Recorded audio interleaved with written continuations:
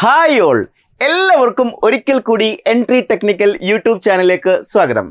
അപ്പോൾ ഞാൻ കഴിഞ്ഞ ഒരു ദിവസം AAI അഥവാ എയർപോർട്ട് അതോറിറ്റി ഓഫ് ഇന്ത്യയുടെ എയർ ട്രാഫിക് കൺട്രോളർ എക്സാമിനേഷനെ കുറിച്ച് ബന്ധപ്പെട്ടുള്ള ഒരു നോട്ടീസ് സ്പ്രെഡ് ആയത്, അതിൻ്റെ ഒരു വീഡിയോ ഞാൻ ചെയ്തിട്ടുണ്ടായിരുന്നു.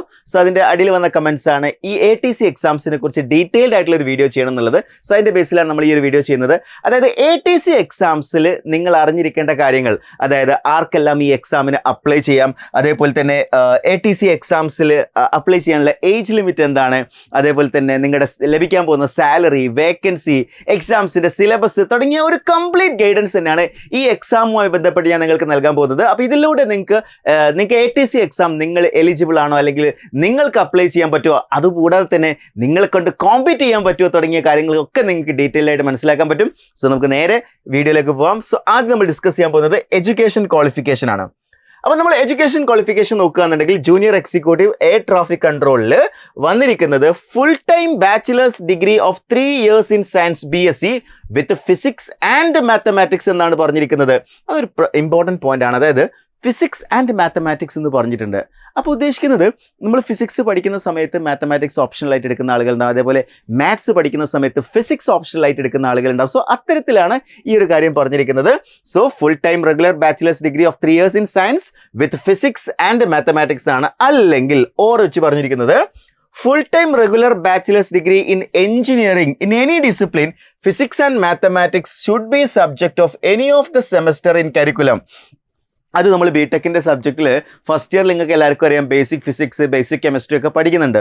സോ എല്ലാ സിലബസിലും, എല്ലാ യൂണിവേഴ്സിറ്റി സിലബസിലും ഇത് ഇൻക്ലൂഡഡ് ആണ് എന്നാണ് ഞാൻ മനസ്സിലാക്കുന്നത്. അതായത് നിങ്ങളുടെ എഞ്ചിനീയറിംഗ് ഡിഗ്രിയിൽ ഫിസിക്സ്, മാത്സ് നിങ്ങൾ എന്ത് ചെയ്തിട്ടുണ്ടോ, പഠിച്ചിട്ടുണ്ടോ. സോ അവർക്കും അപ്ലൈ ചെയ്യാം. അതായത് എഞ്ചിനീയറിംഗ് കഴിഞ്ഞ ആളുകൾക്ക് ഏത് ബ്രാഞ്ച് എന്ന് പറഞ്ഞിട്ടില്ല അല്ലേ, full time regular bachelor degree in engineering എന്നാണ് പറഞ്ഞിരിക്കുന്നത്. സോ ഏത് ബ്രാഞ്ചസ് ഉള്ള ആളുകൾക്ക് എന്ത് ചെയ്യാവുന്നതാണ്, അപ്ലൈ ചെയ്യാവുന്നതാണ്. ഒറ്റ കണ്ടീഷൻ, ഫിസിക്സും മാത്സും നിങ്ങൾ പഠിച്ചിരിക്കണം എന്ന് മാത്രം. ഇനി നമുക്ക് നോക്കാം, ഇതിൽ പറഞ്ഞിരിക്കുന്ന മറ്റൊരു കാര്യം, the candidate shall have minimum proficiency in both spoken and written English of the level of 10+2 standard. The candidate shall have passed English as one of the subject in 10th or 12th standard. അതെന്തായാലും ഉണ്ടാവില്ല. അതായത് minimum qualification ആയിട്ട് അവർ പറഞ്ഞത് 10th or 12th നിങ്ങൾ English പഠിച്ചിരിക്കണം. അതിലാണ് നമുക്ക് തീർച്ചയായിട്ടും 10th ഉം 12th ഉം കംപ്ലീറ്റ് ചെയ്യാൻ പറ്റില്ല അല്ലേ. സോ ആ ഒരു കാര്യമാണ് അവിടെ മെൻഷൻ ചെയ്തിരിക്കുന്നത്. അപ്പോൾ എഡ്യൂക്കേഷൻ ക്വാളിഫിക്കേഷനെ കുറിച്ച് നിങ്ങൾക്ക് ഒരു ധാരണ കിട്ടിയല്ലോ. എഞ്ചിനീയേഴ്സിനെ സംബന്ധിച്ചിടത്തോളം ഒരു കൺഫ്യൂഷനും പ്രസക്തിയില്ല, നിങ്ങൾക്ക് പൂർണ്ണമായിട്ട് അപ്ലൈ ചെയ്യാം. എല്ലാ എഞ്ചിനീയറിംഗ് ബ്രാഞ്ചസിലുള്ള ആളുകൾക്കും അപ്ലൈ ചെയ്യാം. എന്നാൽ ഈ പറഞ്ഞിരിക്കുന്ന BScക്കാരെ സംബന്ധിച്ചിടത്തോളം ചെറിയൊരു എന്താ പറയുക, ഒരു ക്രൈറ്റീരിയ അവിടെ വെച്ചിട്ടുണ്ട്. അതായത് BSc ഫിസിക്സ് ആണെങ്കിൽ മാത്സും നിങ്ങൾ ഓപ്ഷണലായിട്ട് പഠിച്ചിരിക്കണം, അല്ലെങ്കിൽ BSc മാത്സ് ആണെങ്കിൽ ഫിസിക്സ് നിങ്ങൾ ഓപ്ഷണലായിട്ട് പഠിച്ചിരിക്കണം. അതാണ് ഇവിടെ പറഞ്ഞിരിക്കുന്ന കണ്ടീഷൻ. BTechക്കാരെ സംബന്ധിച്ചിടത്തോളം ആ ഒരു കൺഫ്യൂഷന് പ്രസക്തിയില്ല. ഇനി ഏജ് ലിമിറ്റിൻ്റെ കാര്യത്തിൽ ഒന്ന് പ്രത്യേകം ശ്രദ്ധിക്കണം. ഞാൻ അതാണ് നിങ്ങളുടെ ഈ വീഡിയോ പൂർണ്ണമായിട്ട് കാണാൻ പറഞ്ഞത്. നമ്മളിതിപ്പോൾ ഓവർ ഏജ്ഡ് ആയിട്ടുള്ള ആളുകൾ ഈ എക്സാമിന് വേണ്ടി പ്രിപ്പയർ ചെയ്യുന്നതിൽ യാതൊരു അർത്ഥവുമില്ല. അതായത് ഈ എക്സാമിൻ്റെ ഏജ് ലിമിറ്റ് എന്ന് പറയുന്നത് മാക്സിമം ഏജ് ആയിട്ട് പറഞ്ഞിരിക്കുന്നത് 27 ആണ്. 27 ആണ് മാക്സിമം ഏജ് പറയാം. അതായത് ഈ ഡേറ്റ് നോക്കണ്ട കേട്ടോ. ഈ ഡേറ്റ് എന്ന് പറയുന്നത് കഴിഞ്ഞ തവണത്തെ നോട്ടിഫിക്കേഷൻ, അതായത് 2023 ഈ എക്സാം നടന്ന സമയത്തുള്ളതാണ്. അത് നിങ്ങൾ നോക്കണ്ട. അതായത് സെപ്റ്റംബർ ഒക്ടോബറിലായിരിക്കും മിക്കവാറും എന്ത് ചെയ്യുന്നുണ്ടാവുക, ഈ എക്സാമിൻ്റെ നോട്ടിഫിക്കേഷൻ വരാൻ പോകുന്നത്. അങ്ങനെയാണെങ്കിൽ ഒരു സെപ്റ്റംബർ ഒക്ടോബറിൻ്റെ ഉള്ളിൽ 27 വയസ്സ് അതിൻ്റെ മുകളിലോട്ട് പോകാൻ പാടില്ല. 27 വയസ്സുള്ള ആളുകൾക്കാണ് ഇത് എന്ത് ചെയ്യാൻ പറ്റുന്നത്, അപ്ലൈ ചെയ്യാൻ പറ്റുന്നത്. കമ്പാരിറ്റീവ്ലി മറ്റ് പോസ്റ്റുകളൊക്കെ അപേക്ഷിച്ച് നോക്കുന്ന സമയത്ത് ഏജ് ലിമിറ്റ് എന്ന് പറയുന്നത് കുറച്ച് താഴെയായിട്ട് കിടക്കുന്നത് കാണാം. 27 ആണ്, 27 ആണ് മാക്സിമം ഏജ്. അപ്പോൾ അതിൽ റിലാക്സേഷൻ ഉണ്ടോ നോക്കാം. യെസ്, റിലാക്സേഷൻ വരുന്നുണ്ട്. SC/ST കാൻഡിഡേറ്റ്സിന് 5 yearsൻ്റെയും അതേപോലെ OBC കാൻഡിഡേറ്റ്സിന് 3 yearsൻ്റെയും എന്ത് വരുന്നുണ്ട്, റിലാക്സേഷൻ വരുന്നുണ്ട്. അതായത് നിങ്ങൾക്ക് 30 വയസ്സ് വരെയുള്ള ആളുകളാണെങ്കിൽ OBC കാറ്റഗറിയിൽ അപ്ലൈ ചെയ്യാം.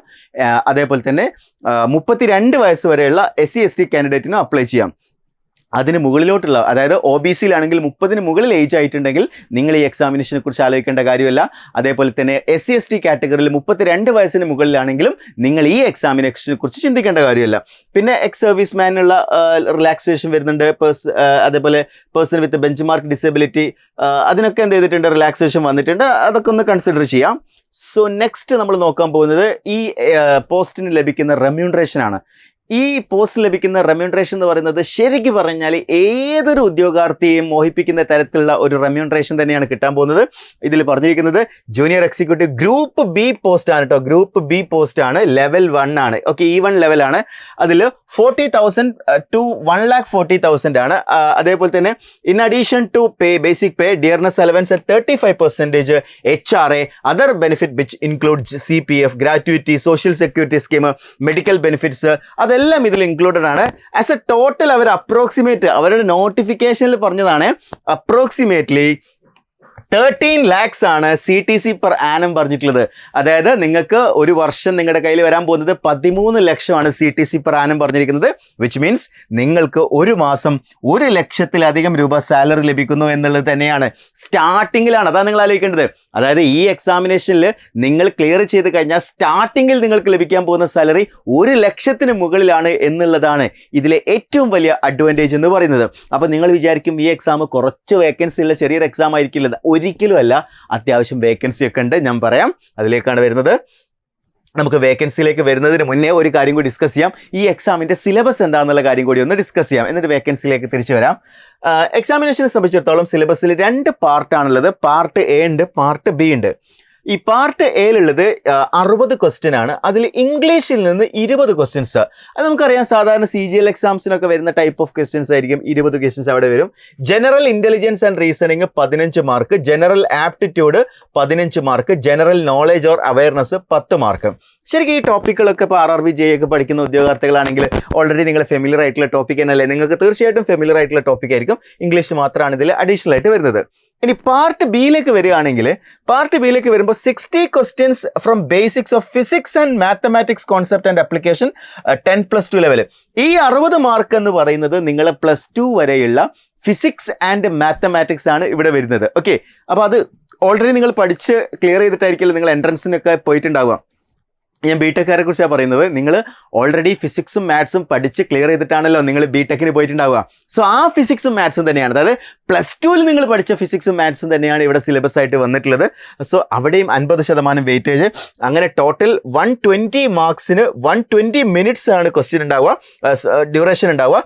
ഈ എക്സാമിൽ മറ്റൊരു അഡ്വാൻറ്റേജ് കൂടി ഉണ്ട്. എന്താണെന്ന് വെച്ച് കഴിഞ്ഞാൽ there will be no provision of negative marking. അതായത് ഈ എക്സാംസിൽ എന്ത് വരുന്നില്ല, നെഗറ്റീവ് മാർക്കിങ്ങും വരുന്നില്ല. അപ്പോൾ ഇതാണ് ഈ എക്സാമിൻ്റെ ബേസിക്കലി ഈ എക്സാം പാറ്റേണിനെ കുറിച്ച് പറയാനുള്ളത്. ഇനി നിങ്ങൾക്ക് എല്ലാവർക്കും ചോദിക്കാൻ സാധ്യതയുള്ള ഒരു ഡൗട്ടാണ്, കഴിഞ്ഞ പ്രാവശ്യത്തെ കട്ട് ഓഫ് ഒക്കെ എത്ര വന്നിട്ടുണ്ടായിരുന്നു എന്നുള്ളത്. 2023 ഈ എക്സാമിൻ്റെ കട്ട് ഓഫ് എന്ന് പറയുന്നത് 99 മാർക്കാണ് വന്നിരിക്കുന്നത്. അതായത് നിങ്ങൾക്കൊരു 100 എബോവ് മാർക്ക് ഉണ്ടെങ്കിൽ നിങ്ങൾക്ക് ഈ ജോബ് ഉറപ്പാണ്. ഔട്ട് ഓഫ് 120 ആണ്. ഔട്ട് ഓഫ് 120ൽ എബോവ് 100 നിങ്ങൾ സ്കോർ ചെയ്യണം. തീർച്ചയായിട്ടും നിങ്ങൾക്കറിയാം ഈ സിലബസിലുള്ള ടോപ്പിക്കുകൾ, ഈ 60 മാർക്ക് എന്ന് പറയുന്നത് ഏതൊരു ബിടെക് ഗ്രാജുവേറ്റിനും പുഷ്പം പോലെ നിങ്ങൾക്ക് മാർക്ക് സ്കോർ ചെയ്യാം. അത്രയും ഈസി ആയിട്ടുള്ള ഏരിയ തന്നെയാണ് ഈ ഏരിയ എന്ന് പറയുന്നത്. ഇവിടേക്ക് വരുന്ന സമയത്താണ് അത്യാവശ്യം കോമ്പറ്റീഷൻ വരുന്നത്. അപ്പോൾ ഇതിൽ തന്നെ ജനറൽ ഇൻ്റലിജൻസും ജനറൽ ആപ്റ്റിറ്റ്യൂഡും ജനറൽ നോളജ് ഒക്കെ നന്നായിട്ട് പ്രിപ്പയർ ചെയ്ത് കഴിഞ്ഞാൽ, ഇൻക്ലൂഡിങ് ഇംഗ്ലീഷ് നിങ്ങൾ നന്നായിട്ട് പ്രിപ്പയർ ചെയ്യുകയാണെങ്കിൽ ഈ 100+ സ്കോർ എന്ന് പറയുന്നത് ഒരു ഡിഫിക്കൽട്ട് ടാസ്ക് ഒന്നല്ല. അതിനുവേണ്ടി നിങ്ങൾ എഫിഷ്യൻ്റ് ആയിട്ട് പഠിക്കുക എന്നുള്ളതാണ്, കൃത്യമായിട്ടുള്ള സ്റ്റഡി പ്ലാനോട് കൂടി പഠിക്കുക എന്നുള്ളതാണ്. ഇനി നമുക്ക് വേക്കൻസിയെ കുറിച്ചുകൂടി ഡിസ്കസ് ചെയ്യാം. അതായത് ഈ എക്സാമിൻ്റെ വേക്കൻസി എന്ന് പറയുന്നത് കഴിഞ്ഞ പ്രാവശ്യം ഞാൻ പറഞ്ഞു 496 വേക്കൻസി ഉണ്ടായിരുന്നു ഈ പോസ്റ്റ് വിളിച്ച സമയത്ത് കേട്ടോ. അതായത് ഇതൊരു ചെറിയ നമ്പറാണോ? ഇതൊരിക്കലും ഒരു ചെറിയ നമ്പർ അല്ല. 496 പോസ്റ്റിലേക്കാണ് കഴിഞ്ഞ തവണ വിളിച്ചിട്ടുണ്ടായിരുന്നത്. ഇത്തവണ ഞാൻ കഴിഞ്ഞ ദിവസം ഒരു നോട്ടീസ് പബ്ലിഷ് ചെയ്തതുമായി ബന്ധപ്പെട്ടാണ് വന്നിട്ടുള്ളത്. അതിൽ 215 ഫ്രഷ് വേക്കൻസീസ് ആണ് വന്നിരിക്കുന്നത്. പ്ലസ് അതേപോലെ തന്നെ തീർച്ചയായിട്ടും ഡിപ്പാർട്ട്മെൻറ്റിൽ വന്നിരിക്കുന്ന ഒഴിവുകൾ കൂടി വരുന്ന സമയത്ത് ഡെഫിനറ്റ്ലി ഈ നമ്പർ ഉയരാനാണ് സാധ്യത. അപ്പോൾ ഇതിലേക്കുള്ള നോട്ടിഫിക്കേഷൻ നമുക്ക് ഉടനെ പ്രതീക്ഷിക്കാവുന്നതാണ്. സെപ്റ്റംബറിലോ ഒക്ടോബറിലോ ആയിട്ട് നോട്ടിഫിക്കേഷൻ വരാനുള്ള എല്ലാ സാധ്യതയും. ഈ പറഞ്ഞിരിക്കുന്ന 215 വേക്കൻസി ഓൾറെഡി അപ്രൂവ് ചെയ്തു. ഇത് പുതിയ വേക്കൻസിയാണ്, ന്യൂ വേക്കൻസീസ് ആണ്. അതിൻ്റെ അപ്രൂവൽ കിട്ടിക്കഴിഞ്ഞു. ഇനി ഓൾറെഡി ഉള്ള റിസൈൻ ചെയ്തൊക്കെ വന്നു കഴിഞ്ഞാൽ റിട്ടയർമെൻറ്റ് ബേസിലൊക്കെ വരുന്ന വേക്കൻസീസ് ഒക്കെ ഉണ്ടാവും. അതെല്ലാം കൂടി ആഡ് ചെയ്ത് ഇതിലേക്ക് ആഡ് ചെയ്യാനുണ്ടാവും. സോ ഡെഫിനറ്റ്ലി ബിഗ് ഓപ്പർച്യൂണിറ്റിയാണ് എഗെയിൻ നിങ്ങളുടെ മുന്നിലേക്ക് വരുന്നത്. സോ നിങ്ങളെ സംബന്ധിച്ചിടത്തോളം ബിടെക് കഴിഞ്ഞ ഉദ്യോഗാർത്ഥികൾക്കും BSc ഫിസിക്സ് ആൻഡ് മാത്സ് കഴിഞ്ഞ ഉദ്യോഗാർത്ഥികൾക്കും AAI-ATC അഥവാ എയർപോർട്ട് അതോറിറ്റി ഓഫ് ഇന്ത്യയുടെ എയർ ട്രാഫിക് കൺട്രോളർ എന്ന് പറയുന്ന ഡ്രീം ജോബ് നിങ്ങൾക്ക് അച്ചീവ് ചെയ്യാവുന്നതാണ്. സോ ഈ ഒരു കോഴ്സ് സെൻറ്ററിൽ നമ്മൾ സ്റ്റാർട്ട് ചെയ്യുകയാണ്. ഏറ്റവും എഫിഷ്യൻ്റ് ആയിട്ടുള്ള ക്ലാസ്സാണ് നിങ്ങൾക്ക് ലഭിക്കാൻ പോകുന്നത്. സോ കോഴ്സിനെ കുറിച്ച് കൂടുതൽ അറിയുന്നതിന് വേണ്ടിയിട്ട് താഴെ കൊടുത്തിരിക്കുന്ന ഗൂഗിൾ ഫോം ഫില്ല് ചെയ്യുക. അതേപോലെ സ്ക്രോൾ ചെയ്ത് നമ്പറിൽ കോൺടാക്ട് ചെയ്താലും ഇൻഫർമേഷൻ ലഭിക്കുന്നതായിരിക്കും. So that's all for today. Thank you.